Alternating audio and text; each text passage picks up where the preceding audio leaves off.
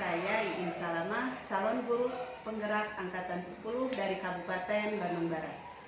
Pada kesempatan kali ini, saya bersama Ibu Kepala Sekolah saya, yaitu Ibu Haja Lilis Yuhaini SPD. Beliau adalah sebagai Kepala Sekolah SDN Cipta Gumati. Pada kegiatan kali ini, saya akan melakukan wawancara terkait modul 3.1, yaitu tentang pengambilan keputusan berdasarkan nilai-nilai kebajikan. Assalamualaikum warahmatullahi wabarakatuh, Ibu. Waalaikumsalam warahmatullahi wabarakatuh. Bagaimana Ibu kabarnya? Baik? Alhamdulillah sehat walafiat. Iya. Ibu mohon maaf ya mengganggu waktunya, mohon izin saya akan melakukan wawancara terkait pengambilan keputusan berdasarkan nilai-nilai kebajikan, tugas demonstrasi kontekstual modul 3.1. Kita langsung aja Bu Ya, ke pertanyaan selanjutnya. Yang pertama nih, selama ini kan Ibu sebagai kepala sekolah ya, tentunya mendapatkan kasus-kasus yang dihadapkan pada dua hal, nilai-nilai kebajikan yang mungkin selama ini Ibu jalankan. Nah, ada pertanyaan ya Bu ya, bagaimana Ibu dapat mengidentifikasi kasus-kasus yang merupakan dilema etika atau bujukan moral? Jadi pertama-tama tadi saya mengucapkan dulu terima kasih ya, karena telah diberi kesempatan untuk menjadi narasumber dalam kegiatan Bu Iin Salamah ya. Mengenai pertanyaan tadi ya, jadi di sini saya sebagai kepala sekolah ya, jadi melihat suatu permasalahan tersebut ya, bisa dikatakan sebagai dilema etika ketika kasus yang terkesan benar semua. Jadi apabila melihat kasus yang sepertinya itu benar semua ya, jadi sehingga apabila melihat kasus yang seperti benar semua itu ya, saya sebagai pemimpin harus mempunyai usaha yang ekstra ya. Nah, ekstra di sini bagaimana mengambil keputusan tersebut ya, sedangkan bujukan moral dalam pengambilan keputusan itu akan timbul ya dengan adanya bujukan moral ya. Jadi kasus itu akan nampak ya adanya pelanggaran hukum ya di dalamnya. Jadi seperti itu ya. Jadi intinya kita harus ekstra dalam mengambil keputusan. Iya, baik Bu, terima kasih ya. Lanjut ya Bu ke Ya. pertanyaan berikutnya. Selama ini ya Bu ya, Ibu menjalankan pengambilan keputusan di sekolah, terutama untuk kasus-kasus di mana ada dua kepentingan ya, yang sama mungkin yang tadi Ibu sudah jelaskan ya, ketika nilai-nilai kebajikan tapi kasusnya itu dihadapkan pada dilema etika. Nah, ini di sini apa yang mengandung kebajikan ketika Ibu mendapatkan keputusan yang seperti itu? Nah, jadi mengambil keputusan itu mempertimbangkan ya manfaatnya bagi banyak pihak ya. Tetapi dalam meskipun mempertimbangkan manfaat untuk banyak pihak, tetapi tidak menyalahi kode etik yang berlaku ya, kode etik yang berlaku ataupun hukum yang berlaku. Seperti itu. Baik ya Bu, Ya. keputusan dan nilai kebajikannya Ibu sangat luar biasa sekali ya. Nah, di sini Ibu, hal apa saja yang selama ini Ibu anggap efektif dalam pengambilan keputusan pada kasus-kasus dilema etika?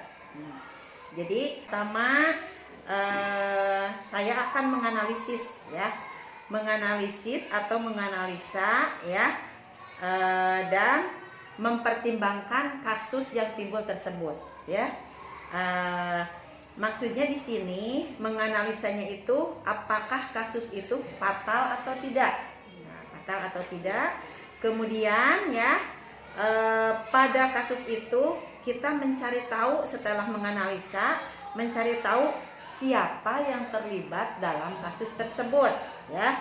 Nah, sesudah menganalisa terus mengetahui yang terlibat dalam kasus tersebut, kemudian saya mengadakan musyawarah atau bermusyawarah terlebih dahulu ya. Di sini bermusyawarahnya misalkan dengan guru atau komite ya, dengan guru atau komite. Jika ya, nah permasalahan tersebut menyangkut kegiatan belajar mengajar yang ada di sekolah ataupun hal lainnya yang menyangkut kepentingan warga sekolah. Baik Bu, luar biasa Ibu sudah menceritakan langkah-langkah yang mungkin selalu Ibu memberikan keputusan seperti itu ya Bu, yang nampak sekali nilai kebajikannya ya. Untuk selanjutnya Ibu, dari pertanyaan sekarang nomor 5 ya, hal efektif yang dalam pengambilan kasus-kasus dilema seperti apa Bu? Nah, hal yang paling efektif ya dalam kasus dilema ini pertama ya, yaitu apakah ya, atau memikirkan terlebih dahulu apakah keputusan yang saya buat itu dapat diterima oleh orang banyak, apakah keputusan yang saya ambil itu melanggar hukum, apakah keputusan yang saya ambil itu melanggar kode etik atau bisa merugikan orang lain. Nah, jadi seperti itu. Jadi kalau memang merugikan orang lain, mungkin keputusannya bisa dimusyawarahkan terlebih lagi atau dimusyawarahkan lagi seperti itu. Iya, baik Bu. Ya. Ini ada pertanyaan selanjutnya lagi ya Bu. Ya. Hal apa saja selama ini merupakan tantangan ya dalam pengambilan keputusan pada kasus-kasus dilema etika seperti ini? Jadi gini ya, tantangan yang paling mendasar dalam mengambil keputusan itu yaitu ya, biasanya dihadapkan pada pilihan yang sulit ya. Jadi saya harus memilih antara mengikuti kata hati atau mematuhi regulasi yang ada. Jadi seperti itu. Jadi tantangannya yang sulit itu seperti itu. Jadi ketika harus memilih kata hati atau mengikuti regulasi yang ada, ya itu ya tantangan yang paling sulit ya. Iya, baik Bu.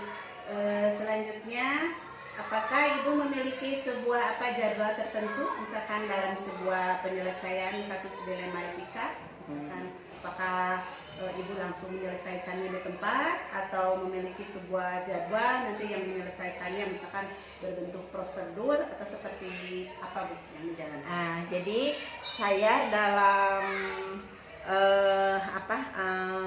mengambil keputusan itu tidak dijadwal karena memang kasus itu tidak dijadwal. Jadi saya mengambil keputusan itu sesuai dengan tingkat penting atau tidak kasus tersebut, terus apakah kasus itu besar atau kecil. Jadi di sini saya mengambil keputusan secara urgen atau mendadak.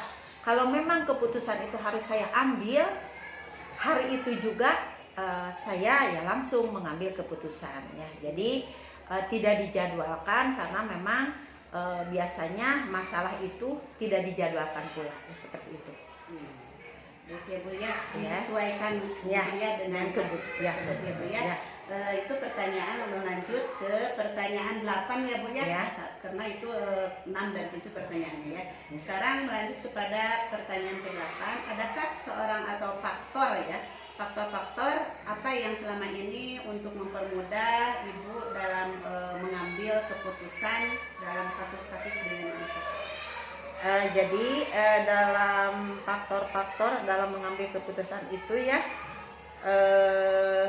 saya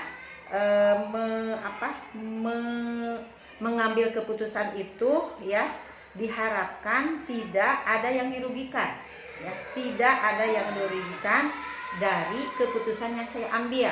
Jadi intinya ya, semua dari keputusan itu justru harus dapat diuntungkan, terutama di sini mungkin diuntungkannya untuk kebaikan semua ya. Jadi untuk kebaikan, terutama dalam penanganan sebuah kasus. Iya, baik Bu. Begitu jelas ya pemaparan dari Ibu. Ini yang terakhir satu lagi ya pertanyaannya, dari semua hal yang telah disampaikan oleh Ibu ya tentang pembelajaran apa ya Bu yang bisa dipetik dari pengalaman Ibu dalam mengambil keputusan. Jadi dalam mengambil keputusan itu ya, jika suatu kasus terjadi, terus kasus itu ada terdapat pelanggaran hukum ya, maka kasus itu merupakan bujukan moral ya. Nah, jika tidak ada pelanggaran hukum, maka kasus itu termasuk dengan yang namanya dilematika. Seperti itu ya Bu ya. Jadi dilihat dulu ya yang mana yang bujukan moral dan yang mana yang disebut dengan dilematika. Nah, itu semua mungkin Bu nilai-nilai kebajikan yang diambil mungkin dalam suatu keputusan oleh seorang pemimpin Ibu. Alhamdulillah Ibu untuk wawancara hari ini selesai. Terima kasih Ibu atas waktunya. Mudah-mudahan saya mendapatkan pelajaran atau manfaat dari paparan yang Ibu sudah sampaikan. Mungkin untuk wawancara diakhiri dengan wassalamualaikum warahmatullahi wabarakatuh. Assalamualaikum warahmatullahi wabarakatuh. Berjumpa lagi dengan saya Ibu Salama, saya guru penggerak angkatan 10 dari Kabupaten Bandung Barat. Kali ini saya bersama Ibu Kepala Sekolah SDN 3 Cikalong Wetan. Assalamualaikum warahmatullahi wabarakatuh Ibu. Waalaikumsalam warahmatullahi wabarakatuh. Ibu, mohon maaf ya atas mengganggu waktunya. Saya di sini akan melakukan wawancara terkait dengan modul 3.1 yaitu tentang pengambilan keputusan berdasarkan nilai-nilai kebajikan. Nah, di sini Ibu mohon izin ada beberapa pertanyaan yang ingin saya sampaikan terkait dengan pengambilan keputusan berdasarkan nilai-nilai kebajikan. Yang pertama, selama ini bagaimana Ibu dapat mengidentifikasi kasus-kasus yang merupakan dilema etika atau bujukan moral? Baik, saya akan coba menjawab dengan Dilema etika. etika. Untuk menangani kasus dilema etika, suatu kasus terjadi ketika tidak ada pelanggaran hukum dalam kasusnya atau permasalahannya, dan kasus bujukan moral adalah suatu pelanggaran yang berhubungan dengan hukum. Ya, Bu, selanjutnya Bu, selama ini bagaimana Ibu menjalankan pengambilan keputusan di sekolah, terutama untuk kasus-kasus di mana misalkan ada dua kepentingan Bu ya yang sama-sama menurut Ibu benar atau sama-sama mengandung nilai-nilai kebajikan. Saya akan mengambil keputusan dengan meminimalisir efek negatif yang ditimbulkan pada masa yang akan mendatang. Ya. Selanjutnya langkah-langkah apa atau prosedur apa ya seperti yang Ibu lakukan selama ini? Saya akan mengidentifikasi terlebih dahulu latar belakang kasus tersebut dengan pengumpulan data-data atau fakta-fakta yang akurat, dan saya akan lebih lanjut memikirkan efek jangka panjang sebelum mengambil keputusan. Tentunya juga akan mendengarkan pendapat dari para guru atau warga sekolah. Untuk pertanyaan selanjutnya Ibu di nomor 4. Sini hal apa saja ya yang selama ini Ibu anggap efektif ya dalam pengambilan keputusan pada kasus-kasus dilema etika? Hal yang efektif adalah dengan mengidentifikasi kasus tersebut dan melibatkan pihak-pihak terkait. Ya, luar biasa sekali ya Bu ya atas pemaparannya. Selanjutnya hal-hal apa saja yang selama ini merupakan tantangan dalam pengambilan keputusan pada kasus-kasus dilema etika? Tantangan yang biasanya terjadi adalah ketika saya dihadapkan dengan dua pilihan yang sulit dan keduanya sama-sama mengandung nilai kebajikan. Di situ saya harus mengesampingkan ego dan mengutamakan kepentingan orang banyak. Ya, baik, Bu.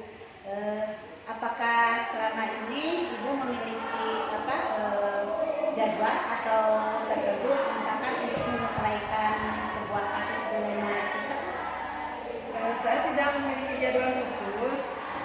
Jika kasus yang terjadi bersifat urgen, maka saya akan segera membuat keputusan. Tetapi jika masih ada cukup waktu, maka saya akan mengambil langkah pengumpulan data terlebih dahulu atau mengidentifikasi dulu kasusnya. Baik, Bu. Selanjutnya, Bu, ke pertanyaan selanjutnya. Adakah seseorang atau faktor-faktor apa saja selama ini untuk mempermudah atau membantu Ibu dalam pengambilan keputusan dalam kasus-kasus dilema etika? Baik. Faktor yang mempermudah saya adalah adanya masukan atau pendapat, juga ide-ide dari guru, komite, dan pihak yang lainnya yang terkait. Ibu, pertanyaan yang terakhir ya, Bu, ya. Dari semua hal yang telah disampaikan dari pembelajaran, apa saja yang dapat dipetik dari pengalaman Ibu mengambil keputusan dilema etika? Saya lebih bijak dan terampil dalam mengambil keputusan yang dilandasi dengan nilai-nilai kebijakan, misalnya kejujuran, kedisiplinan, dan tanggung jawab. Luar biasa sekali, Bu, atas jawabannya ya. Apa yang Ibu sampaikan sangat luar biasa, bermanfaat bagi saya dari hasil wawancara ini. Ucapkan terima kasih, Bu, atas paparannya. Mudah-mudahan dari wawancara ini saya mengambil manfaat atau pengalaman dari Ibu ya. Jadi pengambilan keputusan berdasarkan nilai-nilai kebajikan. Dengan senang hati saya bisa membantu ala kadarnya demi suksesnya program-program yang sedang dilaksanakan. Semoga sukses sampai selesai nanti. Doanya ya, Ibu. Di